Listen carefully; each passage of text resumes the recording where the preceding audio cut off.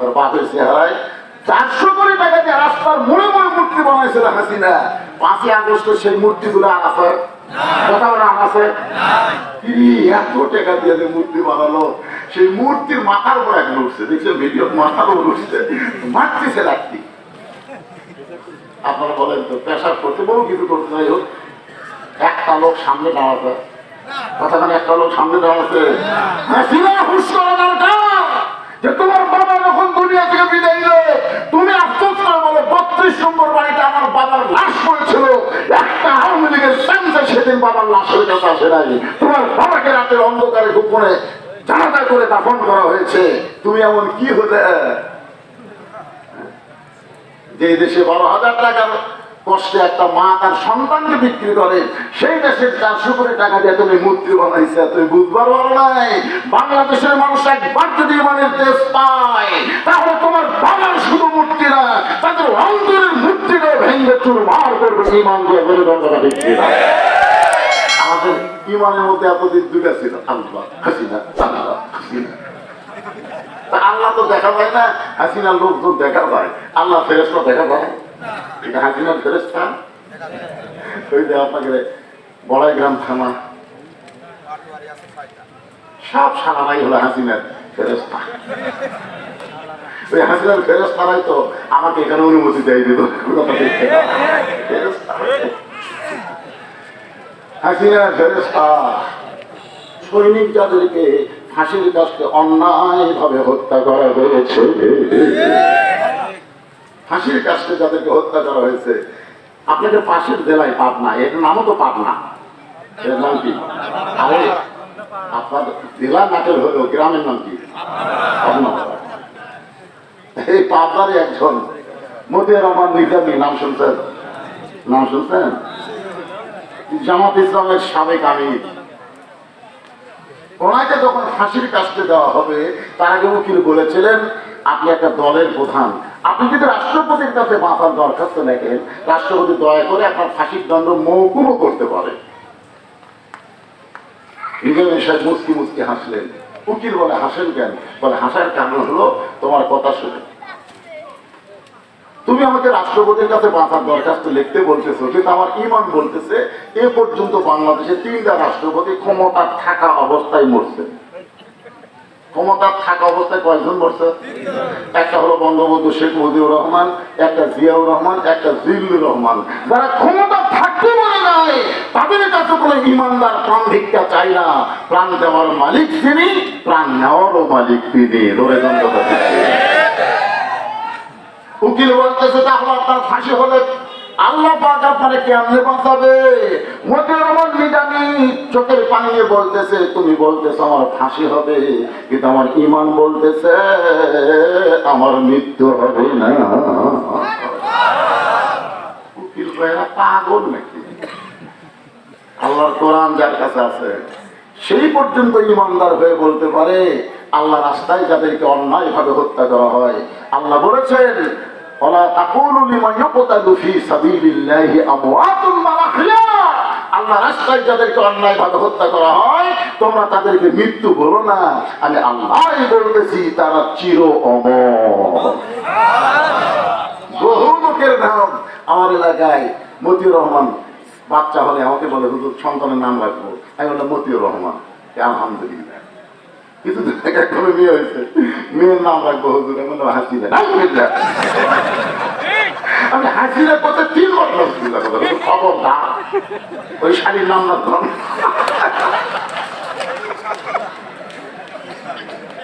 মুজাহিদের নাম রাখতে চাই, নিজামের নাম রাখতে চাই, আল্লামা সাইয়্যিদ হুজুরের নামে নাম রাখতে চাই।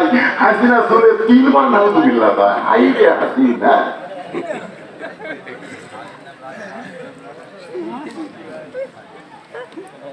তার মানে বোঝা গেল মরে নাই, এখন পর্যন্ত মানুষের অন্তর দখল করে আছে চির অমর হয়ে। আর দেখবেন যে না আমল বিল আরকান, ঈমান অনুযায়ী আমল করতে হবে।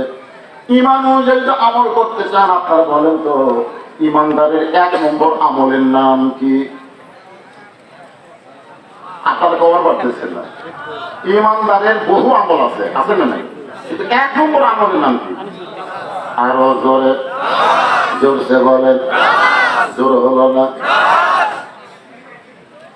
এখানে সহি কথা, আসল কথা, লা সালাতা লা ঈমানা।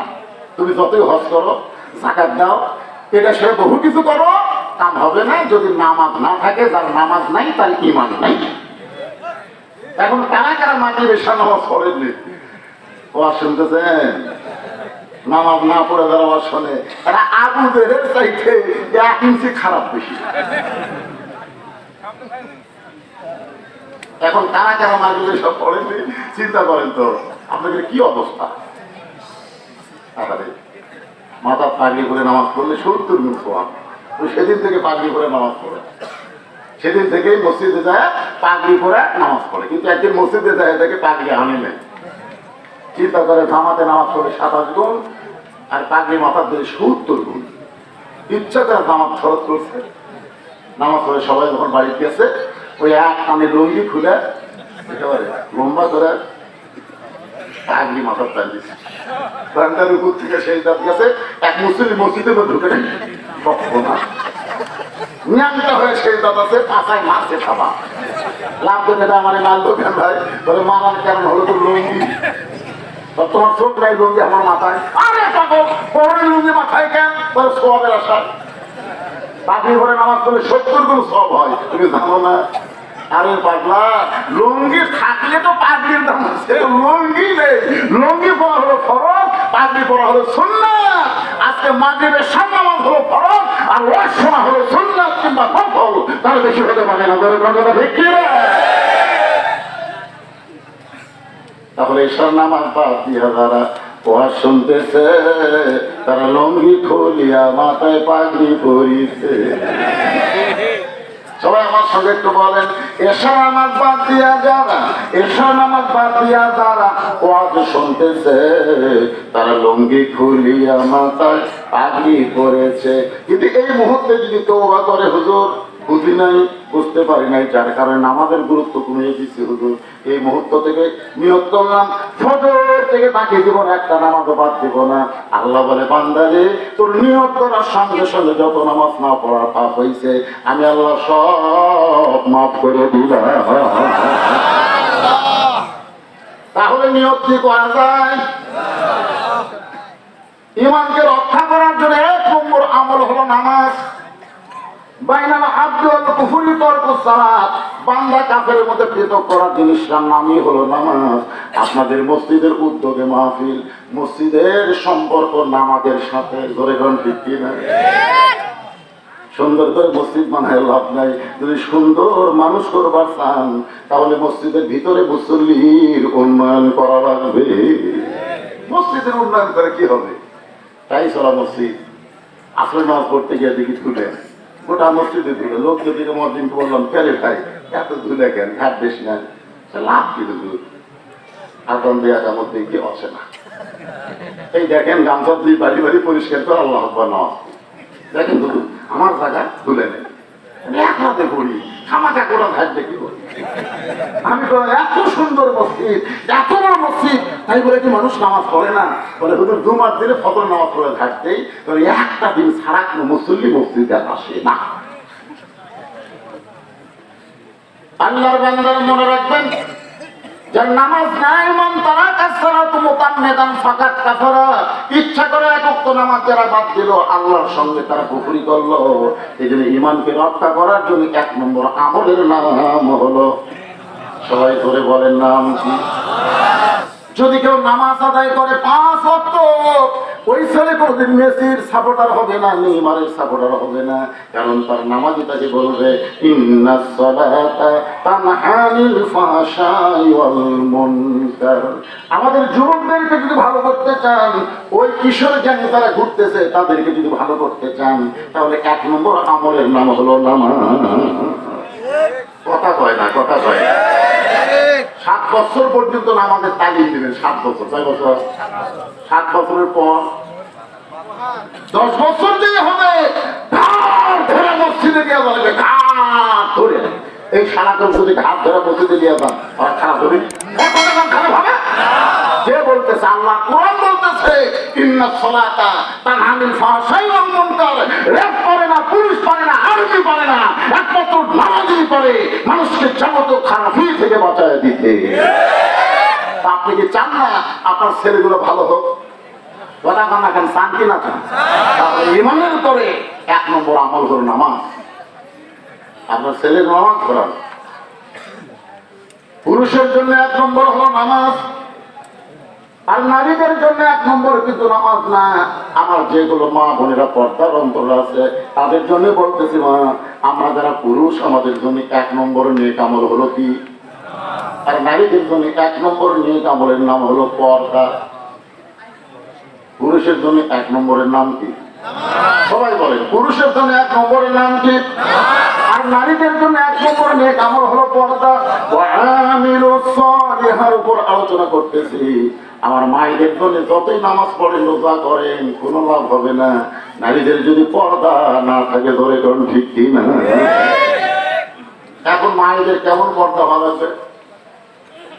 আপনার একটা মেয়ের নাম প্রতি জুমার দিনে স্থানীয় খুতবায় শোনেন, দেখবেন ইমাম সাহেব বলে, কিন্তু আপনাদের মসজিদে বলে না জুমার দিন স্থানীয় খুতবা, প্রথম খুতবা না, পরের খুতবা বলে সাইয়্যিদাতুন নিসায়ে আহলিল জান্নাহ ফাতেমাতুস সুগরা রাদিয়াল্লাহু তাআলা আনহা। আচ্ছা আপনি বলেন তো, সাইয়্যিদাতুন নিসায়ে আহলিল জান্নাহ রাসূল পর্যন্ত ফাতেমাকে বলেছে, ফাতেমা তুমি কখনোই মনে করবা না যে তোমার বাপ আল্লাহর নবী বলে আল্লাহ তোমাকে জান্নাত দিবে। এটা কখনোই মনে করবা না। আমি হাসরের ময়দানে আমি তোমার কিছুই করতে পারবো না। তুমি বলবা আমার বাবা বিশ্ব নবী, এইটা বললে আল্লাহ তোমাকে ছাড়বে না। ফাতেমা চমকে বলে, বাবা তাহলে কি করলে আল্লাহ আমাকে মাফ করবে? রাসূল বলেন, ফাতেমা জান্নাতে যদি যাবার চাও তাহলে জান্নাতটা আমল করে জান্নাতে যেতে হবে। সঙ্গে সঙ্গে ফাতেমা থরথর করে কাঁপতেছে। মনে করেছিল আমি বিশ্ব নবীর কন্যা, বাবার দিকে তাকায় হয়তো আল্লাহ আমাকে মাফ করতে পারে, কিন্তু আমার বাবাই যখন বলতেছে জান্নাতের আমল করে জান্নাতে যাওয়া লাগবে। ফাতেমা বললেন, বাবা মেয়েদের জান্নাতের আমল কি বলবেন? রাসূল বলেন, 1 নম্বর হলো পর্দা। আমার মায়েরা যারা পর্দার অন্তরে শোনেন, মা ফাতেমা কেমন পর্দানিশী ছিলেন তাহলে বুঝতে পারবেন। কতগুলো মেয়ে মানুষ ফাতেমার দরজার সামনে দাঁড়িয়ে আছে। ফাতেমার যে বাড়ি আমি নিজের চোখে দেখে আইছি মদিনায়, মা ফাতেমার বাড়ি সোনালো বলেন।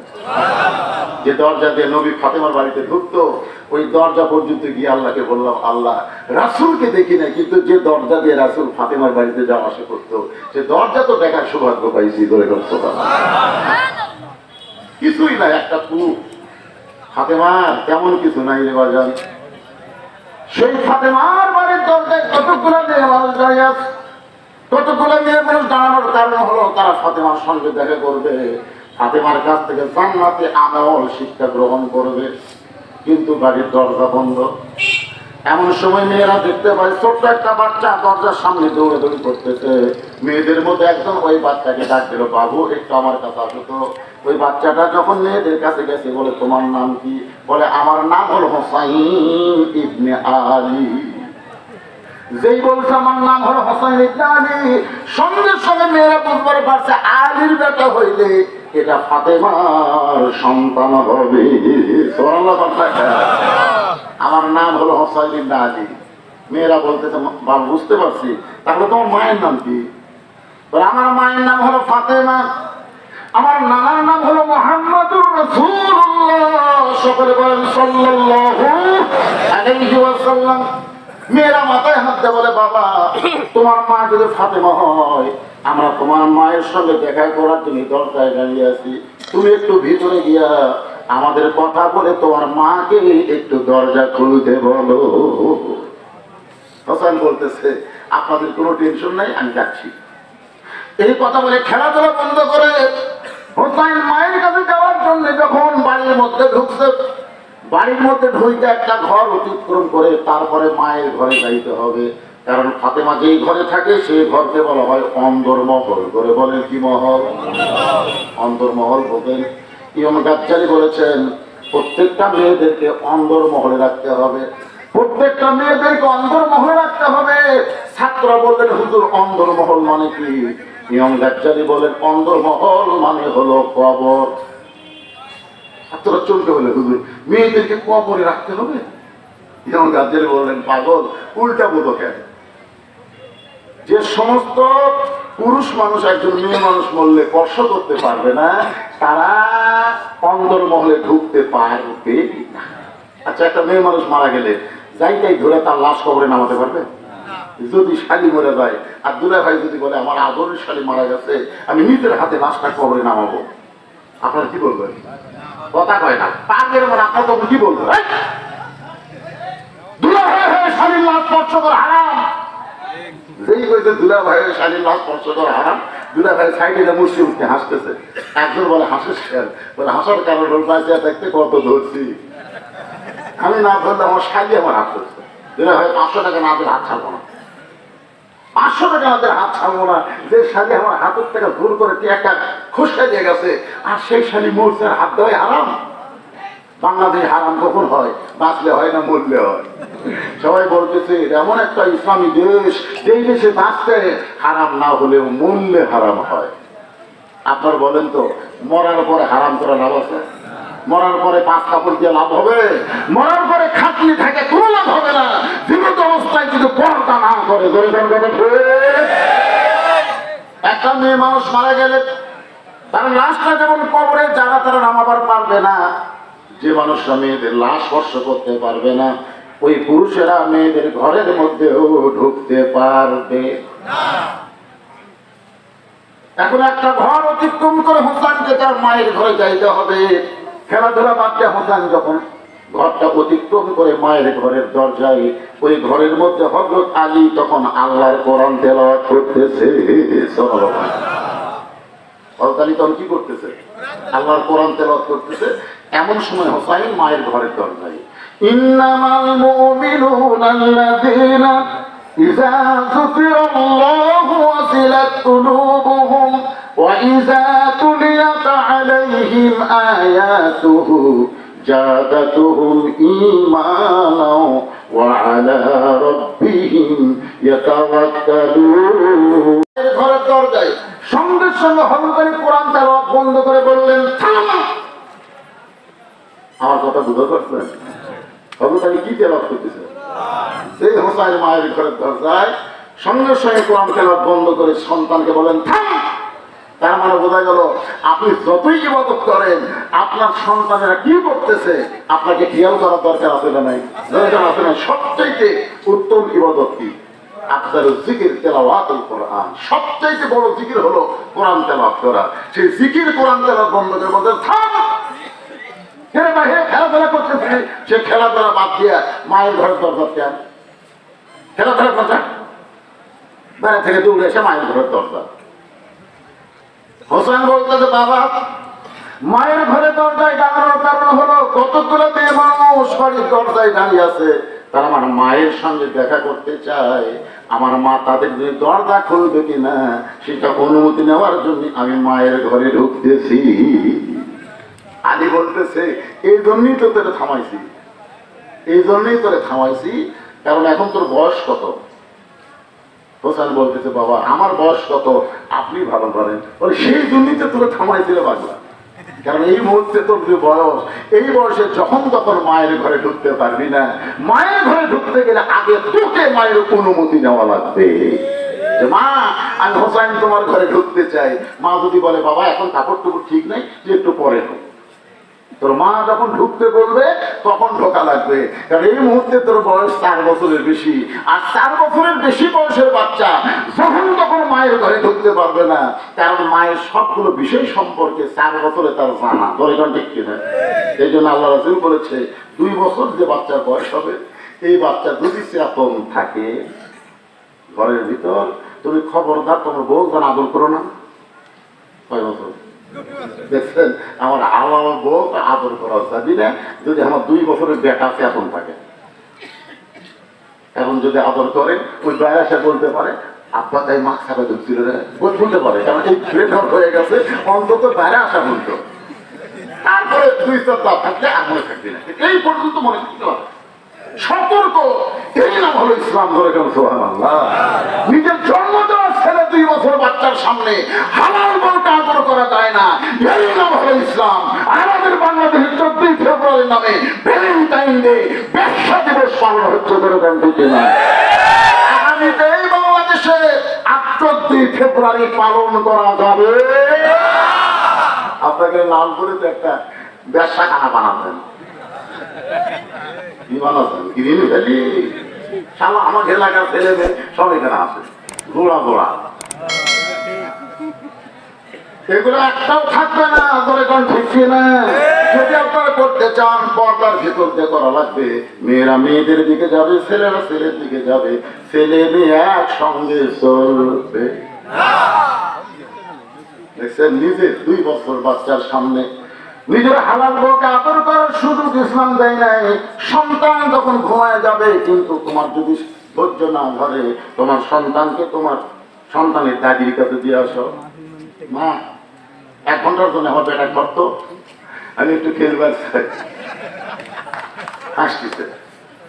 আল্লাহ কোরআনে বলেছেন হুন্না লিবাসুল্লাকুম ওয়া আনতুম লিবাসুল্লাহুন্না। আয়াতের তাফসীর পড়েন, একটু মনোযোগ দিয়ে শুনবেন। হোসেনের বয়স 4 বছরের বেশি।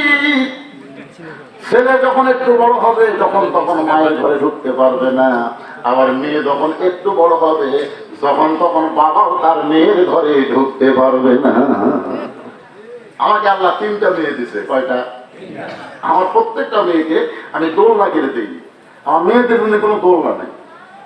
আমি 3 বছর পর্যন্ত আমার মেয়েদেরকে আমি বুকের উপর ঘুমাইছি। 3 বছর। মেয়েরা যেন বলতে না পারে যে মেয়ে হওয়ার কারণে বাবা আমাদের দেখতে পারেনি, এটা যেন বলবার না পারে। এত আদর করে ধরে আমার 3টা মেয়েকে আমি বড় করলাম। সেই মেয়েরা এখন বড় হওয়ার পর আমার কাছে আর কিছু চায় না। ওদের যা দরকার হয় মায়ের কাছে পাই। মা বুকে বলো তো আমার ঠেকার দরকার।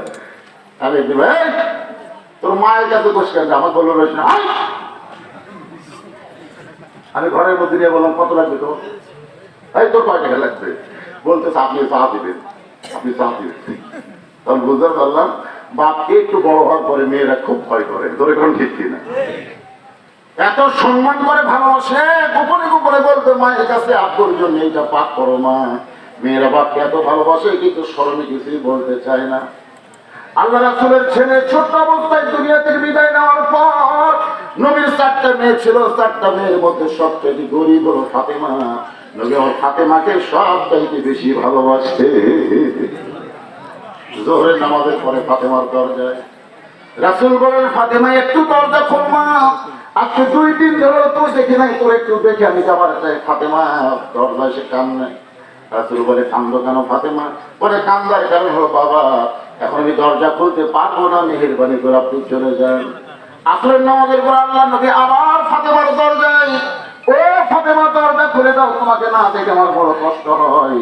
ফাতেমার দরজায় কান্দার বলে বাবা আপনি কি জানেন না আপনার ফাতেমা বড় হয়ে গেছে, যখন তখন আপনি বললেও আমি দরজা খুলতে পারি না। এমন একটা পোশাক ফাতেমার শরীরে আছে বাবা, ওপর দিকে টানলে নিচের দিকে বের হয়ে যায়, নিচে নামাইলে ওপর আমি ঢাকতে পারি না। সঙ্গে সঙ্গে রাসূল জানলার কাছে গিয়ে বলেন ফাতেমা আমার গায়ের চাদর তোকে দিলাম মা, এই চাদর পরে তুই আমার জন্য দরজা খুলে দে। নবীর গায়ের চাদর পরে ফাতেমা ঘন্টা দিয়ে যখন দরজা খুলে দেয়, রাসূল ফাতেমার মুখের দিকে তাকায় দেখে ফাতেমা চোখে নিচু সুরমা ব্যবহার করেছে। নবী খুশি বললেন ফাতেমা চোখের নিচে সুরমা দেওয়ার কারণে তো খুব ভালো লাগতেছে মা। ফাতেমা কান্দে রে বাবা চোখের নিচে সুরমা ব্যবহার করিনি, না খেয়ে থাকার কারণে আমার চোখের নিচে কালিমা পড়ে গিয়েছে। আল্লাহ রাসূল বললেন ফাতেমা এই কষ্ট থেকে যদি শান্তি পাওয়ার চাস তাহলে 33 বার সুবহানাল্লাহ, 33 বার আলহামদুলিল্লাহ, 34 বার আল্লাহু আকবার আমল কর। দুনিয়া কষ্ট হবে, আল্লাহ তোর জন্য জান্নাতকে সাজায় রাখবে। এখান থেকে আপনারা কি বুঝলেন? বাবা মেয়ে যখন বড় হবে নিজের ইচ্ছা মতো চলতে পারবে না, ঢুকতে পারবে না, মেয়ে যদি দরজা খুলে না দেয়। আলী বলতে তো হুসাইন এখন তোমার বয়স হলো 4 বছরের বেশি, যখন তখন তুমি দৌড়ে এসে মায়ের ঘরে ঢুকতে পারবে না, বরং আমার কাছে আসো। যেই হুসাইন হযরত আলীর কাছে, আলী বলতেছে ধরো কোরআন, এই কোরআনটা ধরো। সঙ্গে সঙ্গে হোসাইন দুইখানে হাত বাড়ায় দিছে, দেন ধরে গান সুবহানাল্লাহ। বাবা যখন তার ছেলেকে বলতেছে কোরআন ধর, সঙ্গে সঙ্গে হোসেন বলতেছে দেন। হযরত আলী আল্লাহর শুকর আদায় করে বলতেছে, আল্লাহ ভাগ্য গুণে এমন একটা সন্তান পাইছি জন্মসূত্রে পবিত্র হয়ে জন্ম নিয়েছে। কি ধরবার করছে, একদম একদম একদম একদম। আমাদের গুলা দেখে তো খারাপ হয়ে পেশাব করে। এক মা আমার এটা, হুজুর আমার ছেলে 4 বছর বয়স হয়ে গেল, বসে পেশাব করে না, বহু চেষ্টা করে বসে না, পিঠে যদি বসায় যে পেশাব শুরু হয় খাপ করে না। আমি বললাম কি মা এরকম হওয়ার কারণ কি, তোমার বাচ্চা কি নর্মালি হচ্ছে না সিজার করে? বলে হুজুর এইটা কেন শুনতেছেন? আমি না একটু শোনা দরকার, তুমি সত্যি করে বলো তো এটা কি নর্মালি হবে না সিজার করে? সিজার করে হবে। এই জড়িত সিজার করে বাচ্চা যারা জন্মের সময় অস্থির করে তাদেরকে দুনিয়াতে বের করে এমন ভাবে একটা ঘুরান দেয়, ওই ঘুরানি তাদের মাথার ব্রেনটা ঘুরে গিয়ে অস্থির হয়ে যায়। একটু খেয়াল করবেন। হোসেন হাতে হযরত আলী কোরআন শরীফ দিয়ে বলতেছে, হোসেন তুমি আল্লাহ কোরআনের সঙ্গে সম্পর্ক করো। প্রত্যেকটা বাবা তার সন্তানকে পুরো শিক্ষা না দিয়ে সর্বপ্রথম যে শিক্ষা দিবে সেই শিক্ষার নাম হলো আল্লাহর কোরআন। জোরে বলেন নাম কি? কোরআনের সঙ্গে শিক্ষা যদি দিবার চান তাহলে আপনার সন্তান কেমন পেশাব করা লাগবে এই শিক্ষাটাও কিন্তু আপনাকে দেওয়া লাগবে। জোরে কোন ঠিক কিনা? যদি আপনি দিবার না পারেন তাহলে একটা হাফেজি মাদ্রাসায় ভর্তি করে দিবেন। ওই যে কতগুলো উঠছে দেখেন, তাই দেখেন বলতে বলতে দৃষ্টান্ত দেওয়ার জন্য আপনারা তাকায় দেখেন, বাপ মা আর পাঠতেছে না, ওদেরকে পাঠাইছে হুজুরের কাছে, হুজুর আমার সন্তানকে একটু সাইজ করে দেন। 7 বছরের বাচ্চা আমার মাদ্রাসায় ভর্তি করে দিয়ে গেছে। ভর্তি করার পরে হুজুর নিয়ে গেছে মাদ্রাসা, দেওয়াজ করলো না, আমার আগে উঠেছে আমার মাদ্রাসার মত আমি মাদ্রাসা পেশাব খারাপ হয়ে গেছে। আমি বললাম হুজুর পেশাব খারাপ কেন? তোর বাপ ভর্তি করতে গেল, হুজুর তাকে পেশাব করা শেখানো লাগবে, তারপরে আর কি কায়দার হাতক দেওয়া লাগবে। কায়দার মধ্যে 2-1 শব্দ কোরআনের আছে না নাই, সেই জন্য হুজুর আগে পেশাব করা শিখুক, তারপরে উর্দু করা শিখুক, তারপরে লেখাপড়া, তারপরে লেখাপড়া আগেই। ততক্ষণ পর্যন্ত আল্লাহর কোরআন স্পর্শ করা যাবে না যতক্ষণ তুমি পবিত্র না হবা। বাচ্চাকে, মাসুম বাচ্চাকে আপনি পবিত্র হওয়ার শিক্ষা দেন, ওই বাচ্চা কোনোদিন মেসির ভক্ত হবে না, নেইমারের ভক্ত হবে না, ভক্ত হবে হাসান হোসাইনের। ঘরে ঘরে কথা দেখিয়ে না।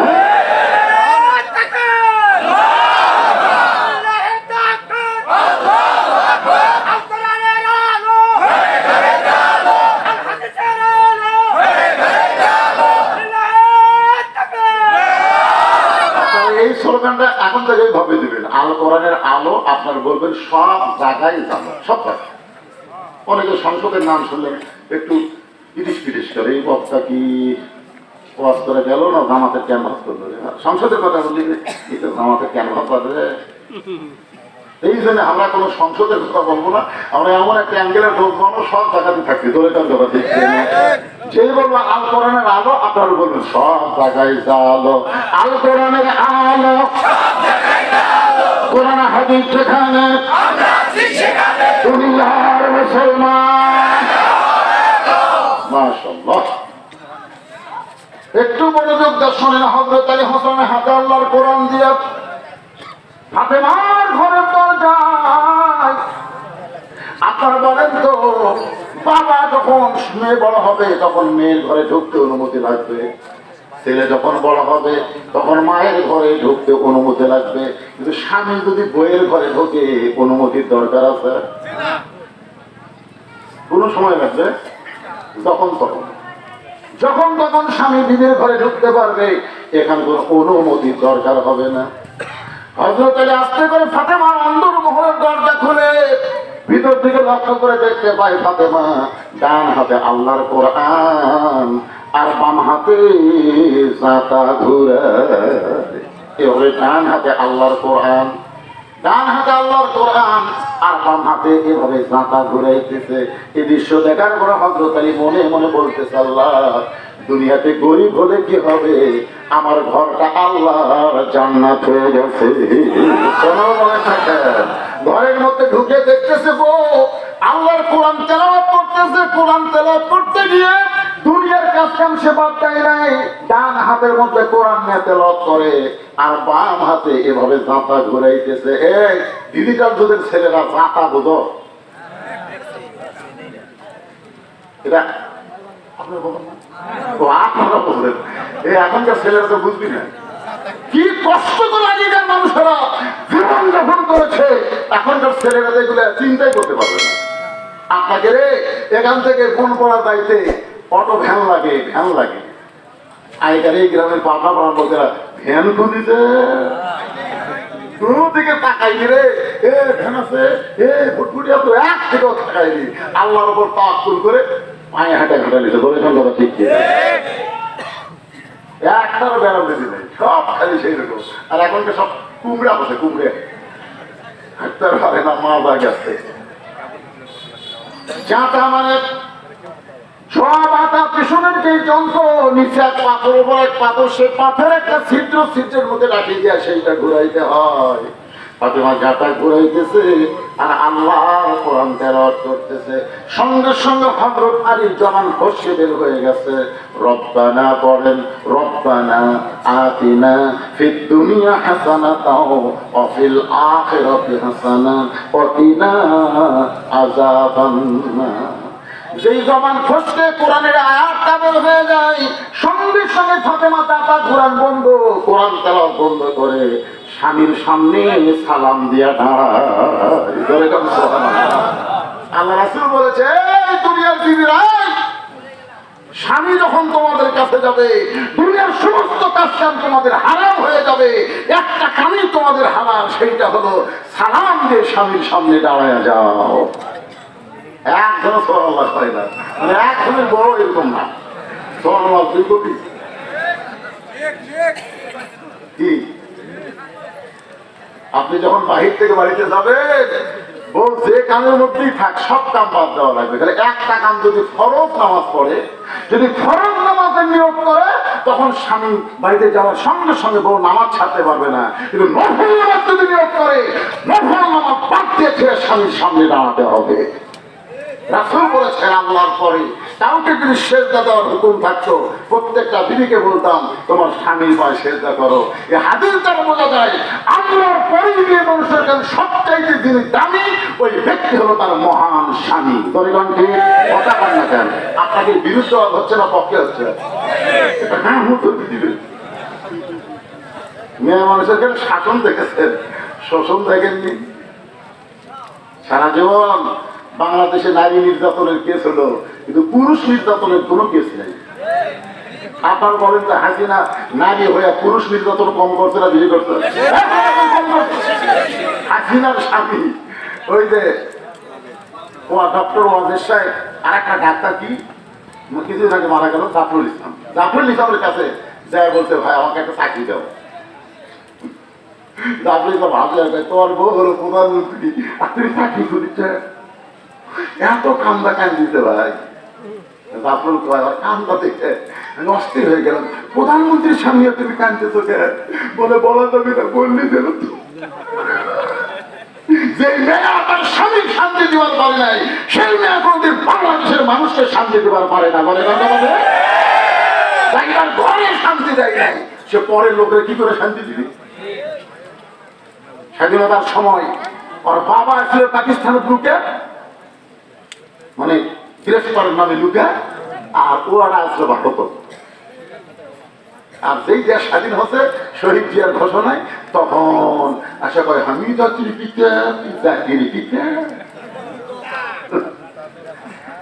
মুসলমানদের জাতির পিতা একজন, তিনি হলেন মিল্লাতা আবিকুম ইব্রাহিম ওয়া সাম্মাকুমুল মুসলিমিন। এখন চিন্তা করেন, যে ঘরে শান্তি দিবার পারে না, সে দুনিয়ার মানুষকে কেমন শান্তি দিবে? নারী নির্যাতনের কোনো আইন বাংলাদেশে নাই, অথচ প্রত্যেকটা বাড়িতেই কিন্তু নারীরাই পুরুষকে নির্যাতন করতেছে।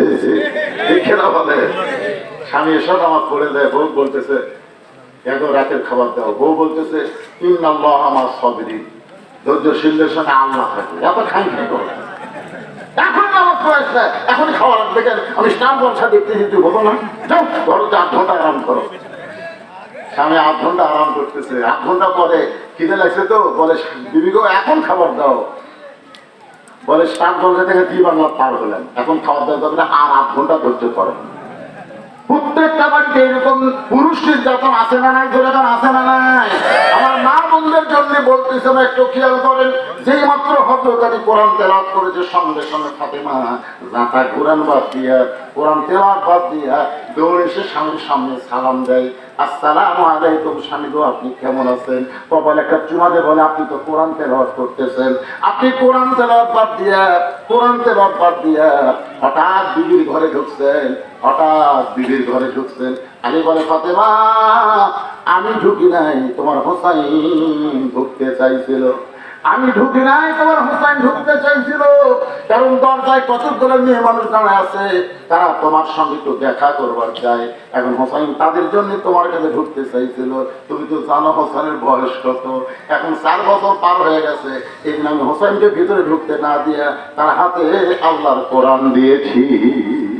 সঙ্গে সঙ্গে ফাতেমা বলতেছে, আলহামদুলিল্লাহ, ওই বাবা মা সবচাইতে বড় ভাগ্যবান যার শিশু বাচ্চার হাতে থাকবে আল্লাহর কোরআন। সুবহানাল্লাহ বলে ফাতেমা আল্লাহর শুকরিয়া আদায় করে বলতেছে, ওই বাবা মা হলো সবচাইতে বড় ভাগ্যবান যার শিশু বাচ্চার হাতে কি থাকবে। আপনাদের গুলার হাতে কি আছে? হুজুর আমার ছেলে মোবাইল ছাড়া ভাতই খায় না। হুজুর ভাই, আপনার সন্তান মোবাইল ছাড়া ভাত খায় না? মোবাইল দেখে দেখে যে সন্তানরা ভাত খাচ্ছে, আপনি ওদের ভবিষ্যৎ চিন্তা করেন, এদের একটু ভবিষ্যৎ চিন্তা করেন। এটা ভবিষ্যৎ কি? এদের দিকে গল্প মাটিতে হয়ে শব্দ হচ্ছে, তারা কি মাটি ফেটা জন্ম নিচ্ছে? আপনি কি মনে করেন তারা মাটি ফেটা মানুষ? এই কথা বলেন, মাটি ফেটা মানুষ? আল্লাহর কোরআনের তাফসীর যেখানে সূরা আসর থেকে হচ্ছে, এরপর পুলিশ ওরা হইচই করতেছে, ওদের খবরের শব্দ আমরা শুনতে পাচ্ছি। আর চাই বলেন, মুসলমানের ঘরে জন্ম নিলেও মুসলমান হয়ে মরতে পারবে না। আশ্চর্য কথা। ছোট ছোট বাচ্চারা ঘুরতেছে,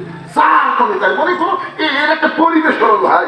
এই পরিবেশকে যদি সাইজ করবার চান, পুলিশের আইন দেওয়া হবে না, মেয়েদের আইন দেওয়া হবে না, ইংরেজদের আইন দেওয়া হবে না, ডক্টর কামালের সংবিধান দেওয়া হবে না। এটা সাইজ করবে গেলে আল্লাহর কোরআন লাগবে। গণতন্ত্রটা ঠিক কিনা? হ্যাঁ,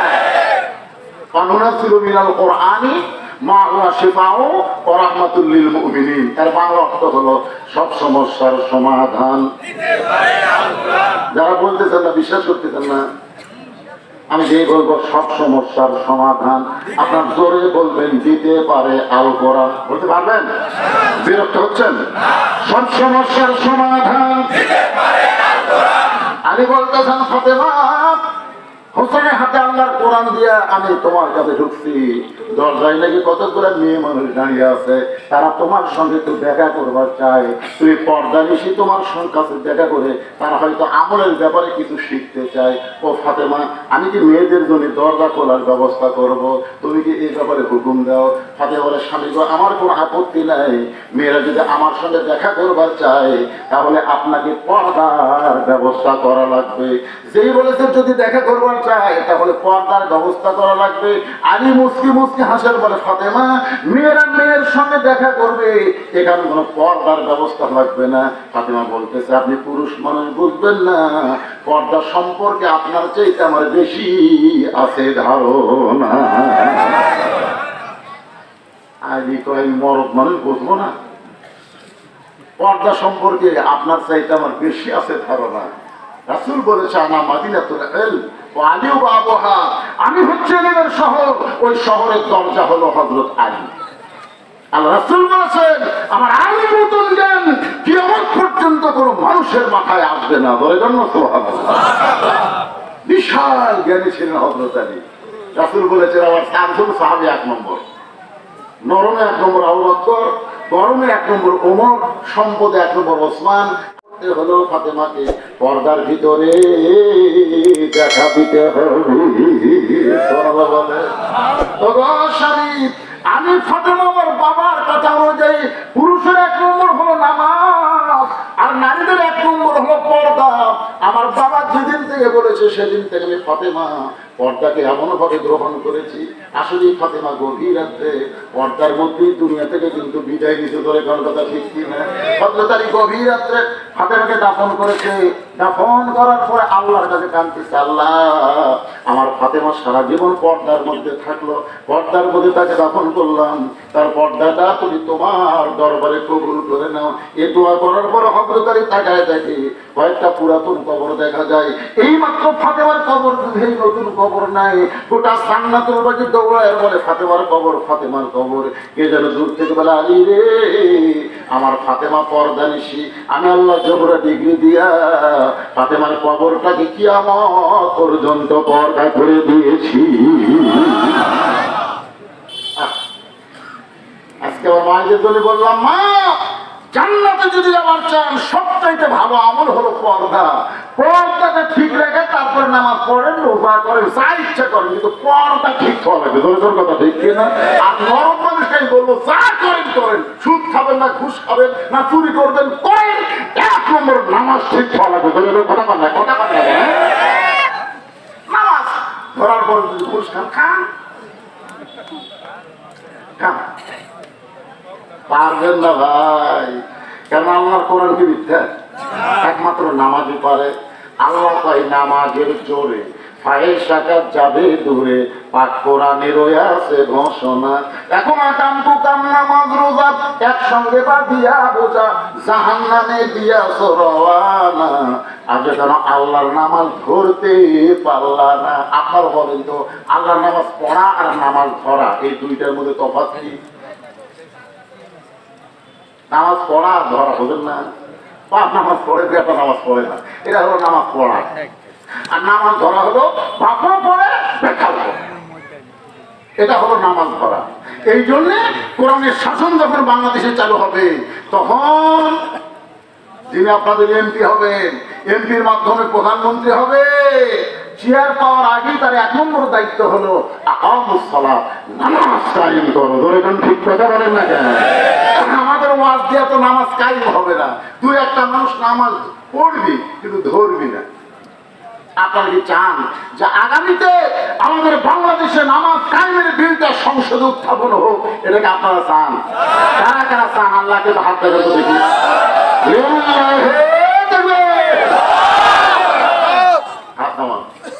এখন তারা নামাজ পড়ে না, তারা কি আর বিপদে পড়বে? আসলে তারা নামাজ পড়ে না, দুনিয়ার সবথেকে নামাজই তাদেরকে কঠিন মনে হয়। সবই করে কিন্তু নামাজ গেলি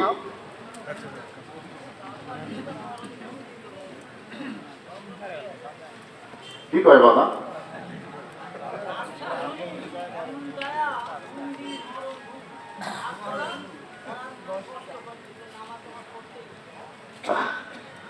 যারা নামাজ ধরেছে তাদের একটা কথা বলবো, যারা নামাজ ধরেছে তাদের একটা চরিত্রের কথা বলি। সে যদি ইচ্ছা করে কোনোদিন এশার নামাজ বাদ দেয়, ঘুমাবার যায়, যতই ঘুমের ট্যাবলেট খায় আর ঘুম ধরবে না যতক্ষণ নামাজ আদায় না করবে। ধরে দেখেন, নামাজ একবার ধরে দেখেন, আপনি সব ছাড়বেন কিন্তু আপনি নামাজ ছাড়তে পারবেন না। নামাজ ছাড়া আপনাকে শান্তি রাখবেন। এই জন্যে ও আমল সলেহের মধ্যে আজকে 2টা আমলের কথা বললাম। পুরুষের জন্য 1 নম্বর হলো নামাজ, আর নারীদের জন্য 1 নম্বর হলো পর্দা। সূরা আসরের 3 নম্বর বিষয় হলো তাওয়াসবিল হক। তাওয়াসবিল হক। আচ্ছা, আপনারা যে ওটা বসা আছে, ছেলে পেলে উঠতেছে, কিছু কর না কেন? কি শ্বাস করে দেব? আমার কথা কি শুনতে আপনাদের অসুবিধা হচ্ছে? মাইকের সাউন্ড কি কানে ঢুকতেছে? তাহলে আপনারা এরকম ব্যাস খাই মাঝে মাঝে হন কেন? সূরা আসরের বিষয় কয়টা? ধরে বলেন কয়টা?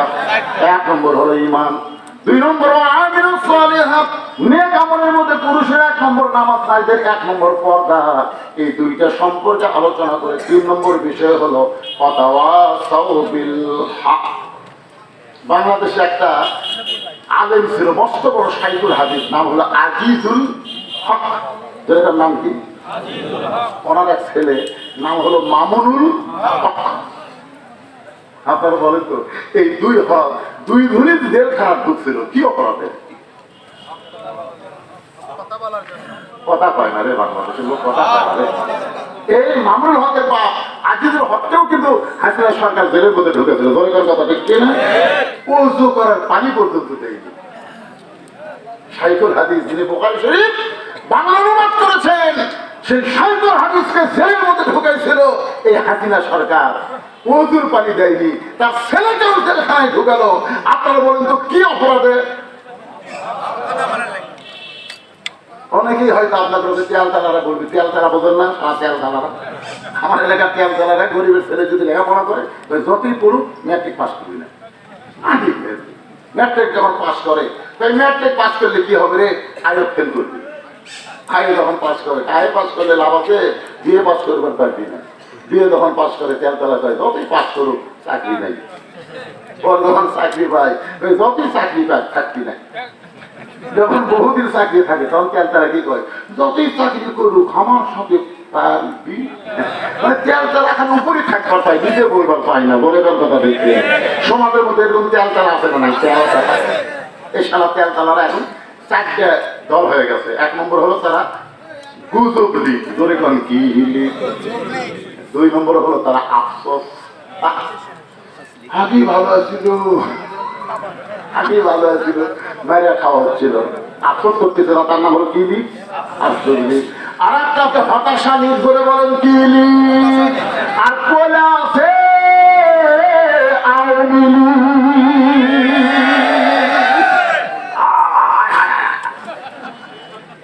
এই তিনটা কিন্তু আমাদের মধ্যে আছে, গল্প করলে কোনো নয়। আফসোস করে বুঝবে না, আফসোস লীগ ধরা দেয় না। ওই যে আওয়ামী লীগ সালা ধরা দেয় না, কথাবার্তা ধরা দেয় বলে। আর একটা হলো গুজব, এই ঢাকা খবর জানিস, এই ঢাকা ডক্টর নুসরত বেশি ঢাকা ব্যক্তিত্ব সারা গুজব লীগ। আর একটা হলো হতাশা। এই তিনটা বর্তমানে আমাদের সমাজত আছে, কিন্তু পয়লা কাছে আওয়ামী লীগ কথা ঠিক কিনা।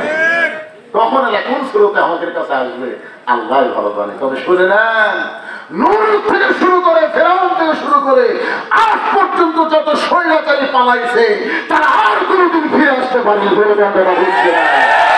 হাসিনার জন্য গোটা বর্ডার খুলে দিল, হাসিনার বাংলাদেশে কোনোদিন ফিরে আসবে না। এই হাসিনার সামনাগুলো আমাদের বাংলাদেশকে অস্থির করার জন্য গুজব ছড়ায় ধরে কান্ডনা দেখছে না।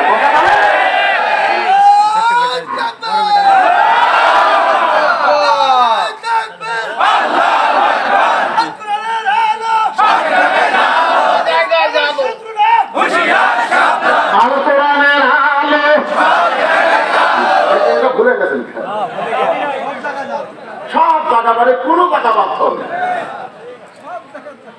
খালি সংসদ কোরআনকে সব জায়গা করলে আর ওরা কিছুই মনে করবে না।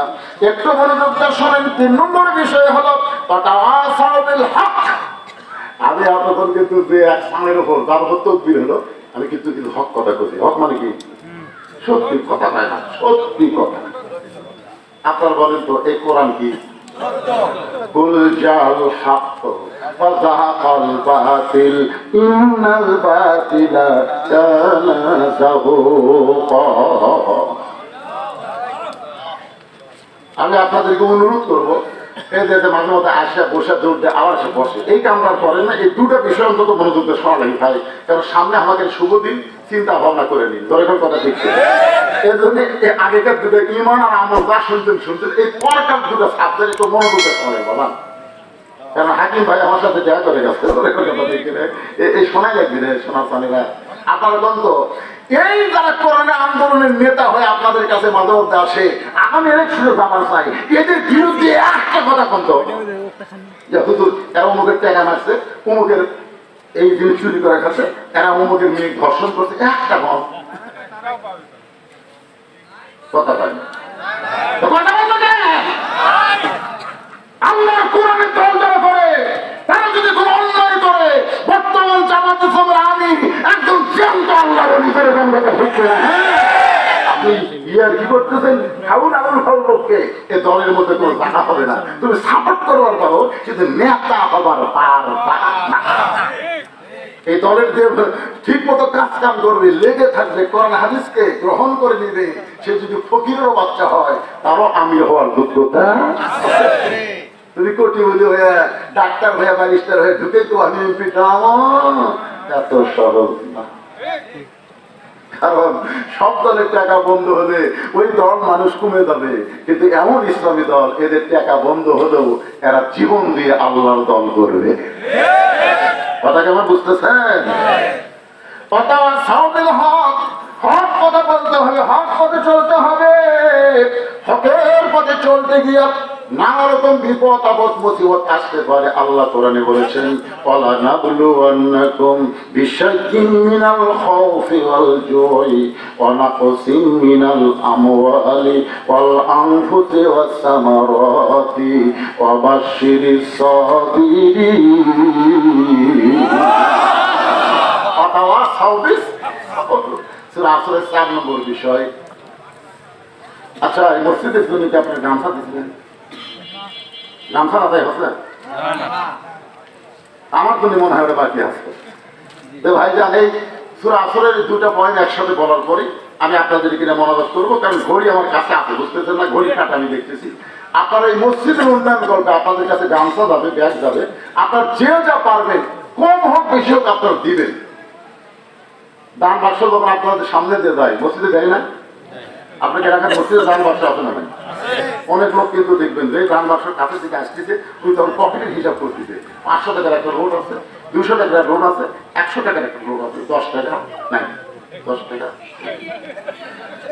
পকেটের হিসাব কিন্তু করছে, হিসাব করছে। কি হিসাব করলো? 10 টাকা নাই, যে বাক্স এত করে মারছে, 2 জন পার হয়ে গেছে।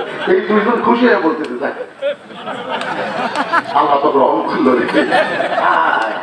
তখন আপনারা শোনেন, এই 2 কান্দে 2 ফেরেশতা আল্লাহ বলতেছে, আল্লাহ ওর পকেট ভরা টাকা খেয়ে ওই দান বাক্স খেলা মারলো, এর রেজাল্ট কি? আল্লাহ বলতেছে, এর রেজাল্ট হলো ওই দান বাক্স খেলা মারেনি, ওর জীবন থেকে, ভাগ্য থেকে ওই জান্নাত খেলা মারছে। যখন কি খেলা মারছে? আপনাদের কাছে যখন গামছা যাবে, কারা কারা খেলা মারবেন হাত তুলে দেখি। তার মানে একজনও খেলা মারার লোক নাই, সবাই কম বেশি দাম করবেন। এই গামছালা ব্যাগেলা ভাইরা কোথায় গেছে? যাও ভিতরে যাও, যাও। আচ্ছা, আপনাদের মধ্যে এখানে মাঝে কবিদের লোক নাই, এরকম পাঞ্জাবি ধরে আপনি যাওয়ান ছেলেরা ওই জায়গায় কিছু দিক দেখায়, মাশাআল্লাহ, এক ব্যাগ কেন বাদাম একবারে 5-7 ব্যাগ, হ্যাঁ ভিতর থেকে যাও। সবাই আল্লাহ রাস্তা দিবেন ভাই, 10, 20, 50, 100 যে যা পারবেন জীবনের শেষ দান মনে করে আল্লাহ রাস্তায় দান করবেন। সবাই দান করে আল্লাহ রাস্তায়। বাপ্পা যাদের কবরে গেছে, বাপ্পা রুহের মাগফিরাতে দান করবেন। আমার মা বোনেরা যদি পথ ধারণ করে, তাদের কাছে কেউ চায়, তাদের কাছে আদায়ের ব্যবস্থা আছে, মা বোনদের কাছে। সেটা বলতেছি, আমার মা বোনদের কাছে ব্যাগ পাঠায় দেবেন, আমার মা বোনের আল্লাহ রাস্তা দান করবেন। আমার ছোট ভাই বলতেছে, হুজুর আপনার কাছে এমন ব্যক্তি কেউ যদি থাকে যে ব্যাগের মধ্যে না আপনার হাতে আল্লাহর ঘরে 1500 টাকা দিবার চাই, এইরকম করে আল্লাহ পাগল যদি থাকে এই মাহফিলে, বাপ মা কবরের কাছে, বাপ মা রুহের মাগফিরাত